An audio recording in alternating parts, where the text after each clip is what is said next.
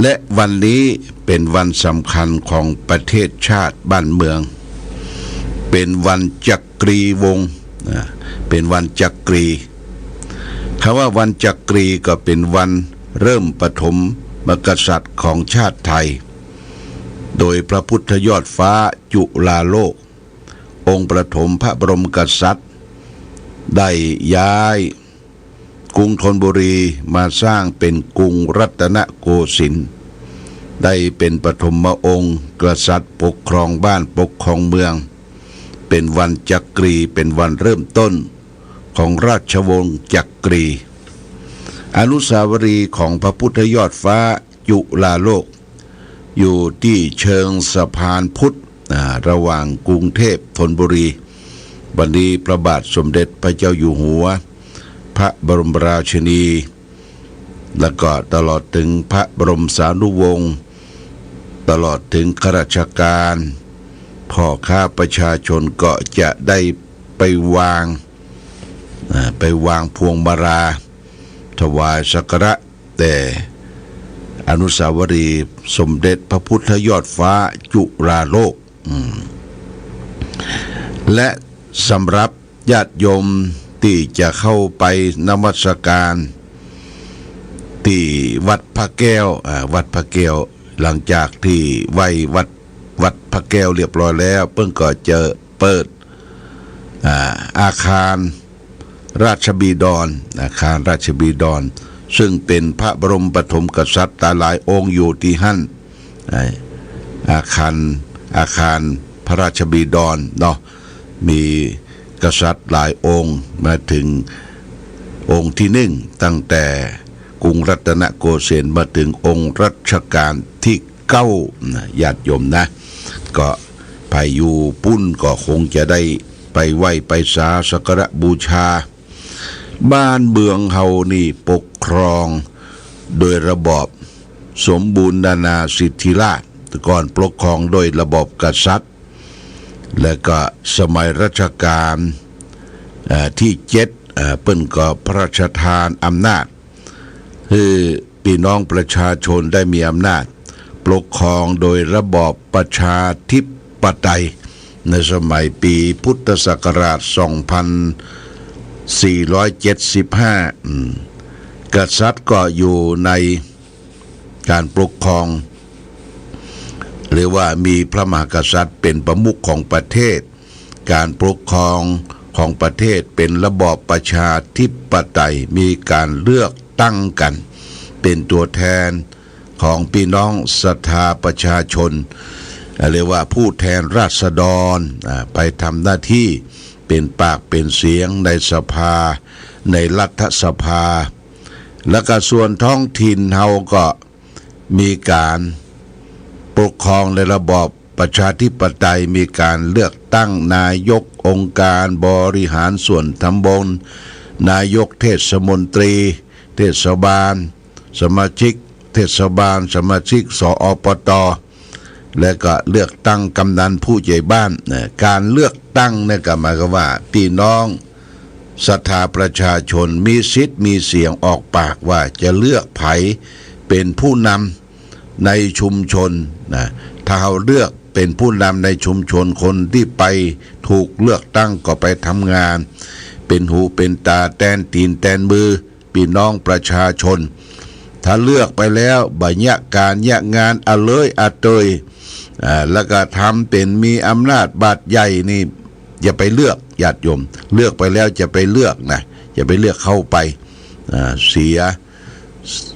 ยคะแนนเสียชื่อเสียเสียงจะไปเลือกเข้าไปเป็นอะเลยอะเตยบัญญัติการยะการบัติดบานเปิดปุ๊ดปิดปั๊บบ่ดูแลพี่น้องประชาชนบ่ได้เข้าถึงพี่น้องประชาชนน้ำบ่ไหลไฟบ่สว่างนี่มีการงานวัดวาบ่มาช่วยเหลือวัดวาอารามบ้านวัดราษฎรนี่บวรนี่เพิกเฉยละเลยต่อหน้าที่จะไปเลือกเข้าไปในญาติโยมอันนี้ฝากไว้แก่พ่อแม่พี่น้องประชาชน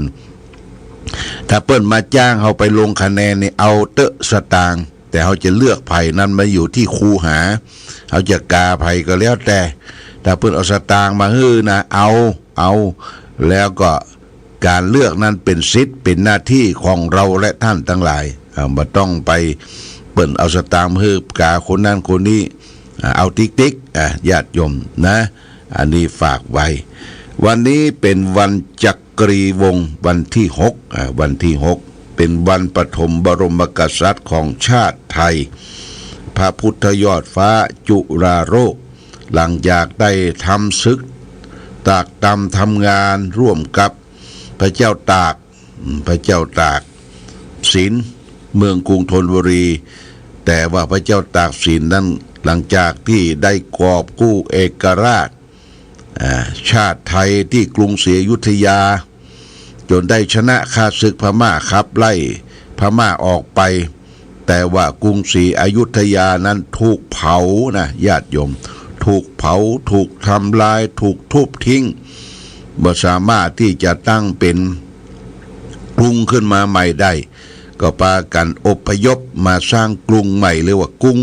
ธนบุรีกรุงธนบุรีต่อไปฝั่งกรุงธนบุรีจะมีอนุสาวรีย์ทรงม้าของพระเจ้าตากสินที่วงเวียนใหญ่ก่อนมาเนี่ยอาตมาภาพเป็นนักเรียนเนนนะไปเรียนหนังสือที่วัดที่ใกล้ๆกรุงธนบุรีไปเรียนอย่างต่างๆก็ขี่รถผ่านอยู่บ่อยๆขี่รถผ่านบ่อยๆแต่ก่อนไปพักที่วัดดอนกุลายานาวาปี2512ถึง16อยู่กรุงเทพแต่ญาติโยมเป็นเนนไปศึกษาร่ำเรียน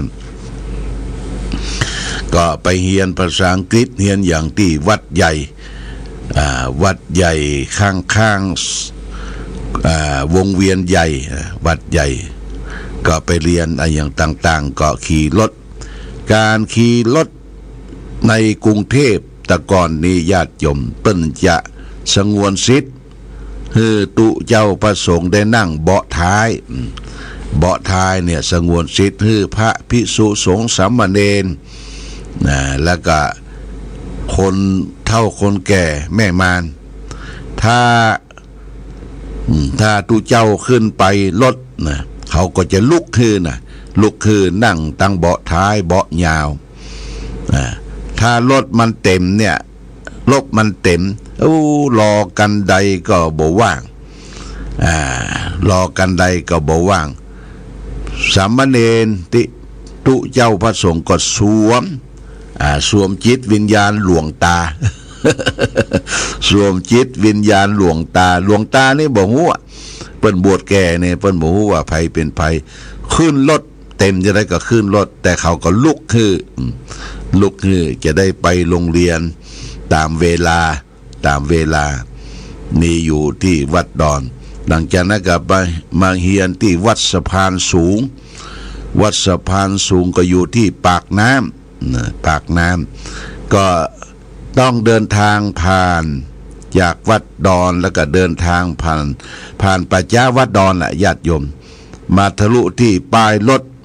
77นี่จะอยู่ที่สาทรแล้วก็ผ่านมาไปปุ้นวัดสะพานสูงไปเรียนการศึกษาที่หั่นที่ป่าช้าวัดดอนเนี่ยเปิ้นปีหนึ่งเปิ้นจะรื้อป่าช้าเพราะว่าเป็นป่าช้าที่ศพไร้ญาติศพบ่มีญาติเปิ้นจะเอาหัวกะโหลกเนี่ยออกมาหมดนะเอามาเรียงไปรอบกูรอบไอ้ที่เปิ้นเป็นลานเป็นกูเป็นลานเนี่ยเขาก็เดินผ่านไปป่าช้าวัดดอนนี่แต่ก่อนเปิ้นว่าผีดุผีซวกแต่ตุเจ้าเดินผ่านไปก็เป็นหยัง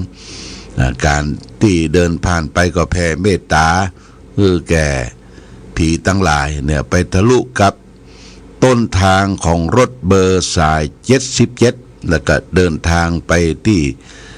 ปากน้ำในไทยนั่นแหละไปที่โรงเรียนสะพานสูงไปเรียนที่หั่นแล้วก็จบ จบม.3 แล้วก็ปิกมาอยู่ที่บ้านที่จองมาเป็กเป็นตุเจ้าปี2516 แล้วก็ได้เรียนต่อจนจบม.6 แล้วก็ไปเรียนต่อปริญญาตรีโทเอกจนจบด็อกเตอร์มาถึงปัจจุบันญาติโยมนี่เป็นการเล่าเกร็ดประวัติคือญาติโยมท่านสาธุชนทั้งหลายระรับทราบว่าในกรุงเทพพระมหานครนั้นก่อนการเดินทางสัญจรไปมารถมันบัดเต็มบัดนักเหมือนกับคนในปัจจุบันแต่ก่อนนี้อย่างวัดโพวัดแจ้งนี่ก็ไปเป็นประจำวัดโพวัดแจ้งวัดอรุณนี่วัดแจ้งวัดโพก็วัดโพท่าเตียนสนามหลวงไปไหว้พระมหามณีรัตนปฏิมากรพระแก้วมรกตเป็นประจำญาติโยมอันนี้ก็แจ้งว่าก่อนเคยอยู่กรุงเทพที่ไปกรุงเทพครั้งแรกนั้นก็ไปกับป้อนานคำปันรูปดีตอนนั้นเปิ้นเป็นตู้เจ้าไปอยู่กรุงเทพที่วัดดอนนี่เช่นเดียวกันแล้วก็ศึกษาราเพศออกไปแล้วก็ไปทำงานที่โรงแรมอบรินโฮเทลแล้วก็ได้ปาหลวงพ่อตอนนั้นไปเปิ้นยบัสิกเตื้อไปอยู่ที่วัดดอนไปแทนที่เก่าเปิ้นไปอยู่วัดดอนก็ได้ 3-4 ปีจนวัดดอนนั้นถูกเผานี่หลวงพ่อปิกมาก่อนแล้วเนี่ยอันนี้แกเป็นเรื่องเป็นแล้วอู้จาประวัติคือแก่เฮาและท่านทั้งหลายได้รับทราบว่าการที่เฮาอยู่ได้โดยกันถึงวันนี้ก็อาศัยคุณธรรมอาศัยธรรมะอาศัยประสบการณ์ที่ผ่านพ้นมาก็อยู่ได้ถึงปัจจุบันเป็นการพัฒนาของคนเฮาดีญาติโยมนะก็เริ่มต้นที่เฮาได้ไปหูไปหันแล้วก็นำมาประยุกต์ใช้กับชีวิตของตนเองนะคนเฮาจะต้องพัฒนาจะไปให้มันอยู่อย่างเก่าอย่างเดิมบ่ได้พัฒนาคือทำสิ่งที่มีอยู่แล้วให้ดีขึ้นเกิดขึ้นเจริญขึ้นเรียกว่าพัฒนาวันนี้จะเอาเรื่องการพัฒนาของคนนะการพัฒนาของคนมาอู้จาเป็นข้อคิดสะกิดเตือนใจให้แก่ศรัทธาญาติโยมท่านสาธุชนทุกท่านเบิ่นว่าคนเรามักจะหลงคิดว่าความเจริญรุ่งเรืองในโลกเนี้ยต้องมีอยู่ในภายนอกตัวเช่นว่าคิดว่าบ้านเมืองจะต้องมีน้ำไหลไฟสว่างหุ่นต่างดีมีงานทำมีบ้านมีเรือนอยู่มีครอบครองมีคู่ครองมีเครื่องใช้ไม้สอยครบครันภายในบ้านมีลูกเต็มบ้านมีหลานเต็มเมืองเป็นต้นแล้วดิ้นรนเพื่อจะเสาะแสวงหาสิ่งที่ตนคิดว่าเป็นสถานที่เจริญสิ่งของที่เจริญและผู้คนเจริญเหล่านั้นก็ลงคิดผิดอย่างอุชกันยิ่งขึ้นไปกว่านั้นก็คือความว่าคนที่รุ่งเรืองจะต้องมีวิชามีความฉลาดมีความรอบรู้กล้าพูดกล้าทำดูหนังเป็นเล่นเพลงเก่งดื่มเหล้าเข้านารีท่าทางโก้หรูและมีความรุ่งเรืองของคนนี้อยู่กับภาวะเหล่านี้ก็เป็นความผิดพลาดเป็นยิ่งใหญ่ของคนเฮา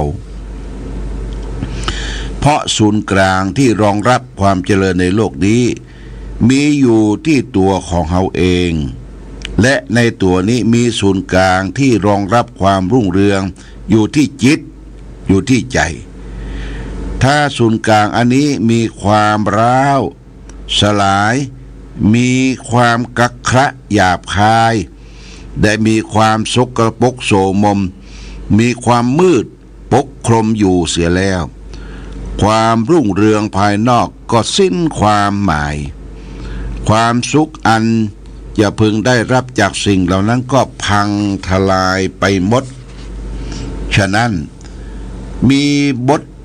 อันหนึ่งยิ่งใหญ่แก่การพัฒนาคืออยู่ที่การฝึกตนฝึกคือตนมีความอดกันอดทนอดต่อสิ่งที่มากระทบเมื่อมีความละอายเกรงกลัวต่อบาปทุจริตฝึกจิตของตนให้อยู่ในความครอบคลุมได้เพื่อรู้จักความผิดชอบชั่วดีทั้งมวลสร้างมาตรฐานของจิตใจบ่ฮือมีความมากในอารมณ์บ่ฮือมันจมอยู่ในห้วงแห่งความรักความชังและความหลงเป็นต้นบุคคลที่ฝึกฝนได้ดีแล้วนับว่าได้ประสบความเจริญรุ่งเรืองในโลกความทุกข์ความโศกใดๆบ่ก้ำกายเบียดเบียนเขาสิ่งภายนอกอันว่าเป็นเครื่องอุปกรณ์บำรุงชีวิตของเขาจะต้องมากน้อยเพียงใดสิ่งเหล่านั้นก็จะเกินไปเพื่อการสร้างความสุขแก่เขาอย่างพอเพียงความเจริญในภายนอกก็จะไหลมาเทมาประหนึ่งว่าความเจริญในจิตนั้นมีฤทธิ์อันเกรียงไกรสามารถเนรมิตความเจริญรุ่งเรืองทั้งหมดในโลกเนี่ยให้แก่เขาได้ทีเดียวอัตตาสุตันโตปริสัสสะโชติคนที่ฝึกฝนอบรมแล้วเป็นความเจริญรุ่งเรืองของคนนะจะต้องฝึกฝนอบรมจะต้องฝึกฝนอบรมในจิตในใจเป็นประการแรกหัวใจของการพัฒนาท่านบอกว่าจะปลูกพืชให้เตรียมดินจะทำกินให้เตรียมอาหารจะพัฒนาการให้เตรียมคนจะพัฒนาคนให้พัฒนาที่จิตใจแต่เราจะไปพัฒนาผู้ใดก็คือพัฒนาตัวเฮาก่อนญาติโยมต้องมองตัวเองก่อนพัฒนาตัวเฮาเนี่ยมีคุณภาพมีชีวิตเป็นอย่างใดต้องพัฒนาตัวเองนี่จะไปอู้ไปจ๋าไปแสดงธรรมไปบอกไปกล่าวไปตีไปเตียนคนอื่นต้องพัฒนาตัวเองเป็นเยี่ยงเป็นอย่างเป็นปูชนียบุคคลที่ควรเคารพยกย่องนับถือนี่เป็นประการและสำคัญยกตัวอย่างง่ายๆญาติโยมนะพ่อแม่สอนลูกสอนเต้าพ่อสอนลูกเวลากินข้าวเวลาเมามาแล้วสอนลูกลูกอย่าไปเอาอย่างพ่อเด้อพ่อนี่เป็นคนกินเหล้าเมายาอย่าไปเอาอย่างพ่อเนี่ยสอนสะเปอะสะปะเป็นปากแฝดไปนะตาแดงกำมือสั่นดิกๆญาติโยมแล้วใครจะไปเชื่อล่ะใครจะไปเชื่อตัวอย่างที่บดีให้ลูกได้หู้ได้หันได้หู้ได้หันพ่อติดการพนันไปติดเหล้าเมายาแม่ติดการพนันกินเหล้าเมายามีการมีงานกับเต้นลำวงเต้นให้ลูกคือเต้าได้หู้ได้หันแล้วก็มาสอนลูกสอนเต้านะมันจะไปเชื่อฟังได้จะได้นี่ญาติโยมเขาจะต้องเป็นตัวอย่างเป็นบรรทัดฐานให้แก่ลูกหลานได้สืบสานต่อไปเนี่ยญาติโยมท่านสาธุชนครูบาอาจารย์พ่อแม่ที่เขาเคารพนับถือนะเปิ้นจะเข่งขืนเปิ้นจะบ่อู้ย่อยบ่อู้จ๋าบ่ปากย่อยเป็นที่ปกครองเป็นที่เกรงขามแก่ลูกเต้าบุตรธิดาอันนี้ข้อนี้สำคัญนะเราจะฝึกใจเราเนี่ยมีความเป็นพึกเป็นแผ่นหรือว่าพัฒนาจิตใจนี่เป็นประการละสำคัญการพัฒนาจิตใจอะไรคือจะไปโกรธง่ายจะไปมีโมโหโทโสง่ายจะไปขี้โลภนัก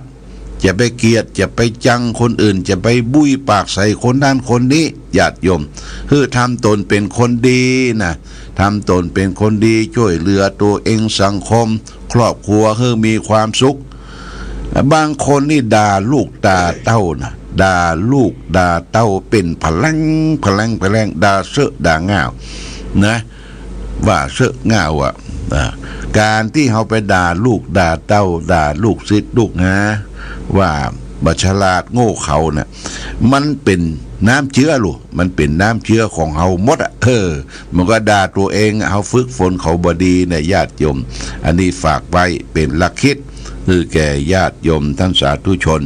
วันนี้วันหยุดวันอาทิตย์วันจักรีญาติโยมอยู่ที่บ้านตีจองก็ฟังซอเนี่ยฟังซอซึ่งเป็นวัฒนธรรมจารีตประเพณีคับขานเสียงปีเสียงซอดีๆทั้งนั้นเอามาเปิดญาติโยมท่านสาธุชนทั้งหลายแต่รับทราบรับฟังเอาละวันนี้รายการธรรมประทีปซองต่างได้มาพบญาติโยมท่านสาธุชนทั้งหลายก็พอสมควรแก่กาลเวลาขอความผาสุกความมีธรรมจงบังเกิดมีแก่ศรัทธาสาธุชนญาติโยมทุกท่านรายการธรรมประทีปส่องทางต้องขอลาก่อนขอผู้ฟังจงตั้งมั่นจิตหันษาโดยธรรมะขององค์พระพุทธาได้นำพาให้เกิดความสุขความสงบเย็นขอเจริญพร